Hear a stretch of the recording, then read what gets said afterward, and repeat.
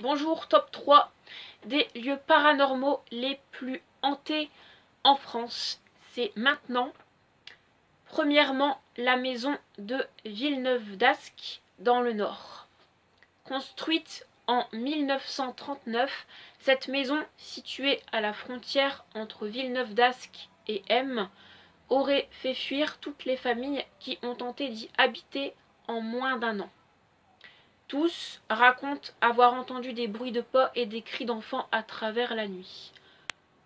En se renseignant, ils se sont aperçus et rendus compte qu'un enfant de 5 ans était mort dans cette maison, dans des circonstances tragiques. A priori, il chercherait des petits copains pour jouer avec lui. Ensuite, c'est le château de Fougeray, à Vienne, situé à Caux. Le château de Fougeray, racheté et rénové il y a peu, est totalement ouvert au public. Public qui a d'ailleurs tendance à s'y presser depuis que plusieurs visiteurs ont affirmé avoir croisé des fantômes.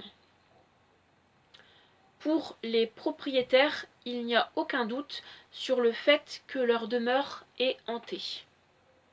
Des personnages aux fenêtres sur les photos, alors que le château est vide et que nous sommes dehors. Ça, c'est vraiment des personnes qui ont dit cette phrase. Des sensations d'être enlacé, des chaises qui bougent, des odeurs de nourriture avec des bruits, d'une famille qui déjeune dans le salon. Mon chien qui joue avec un autre chien invisible. Une femme en robe rouge qui est apparue 2 fois près de la cheminée. Tout ça, c'est des témoignages de personnes, bien sûr, qui ont apparemment été victimes de tout ce que j'ai dit, en voyant tous ces phénomènes paranormaux, en entendant également. Telle est la vie à Fougeray, il ne faut pas s'offusquer ou se moquer, raconte-t-il en effet. C'est assez bizarre, je trouve.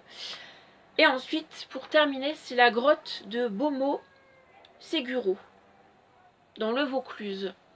C'est une grotte hantée par 2 fantômes qui s'amusent à pousser les passants du haut de la falaise.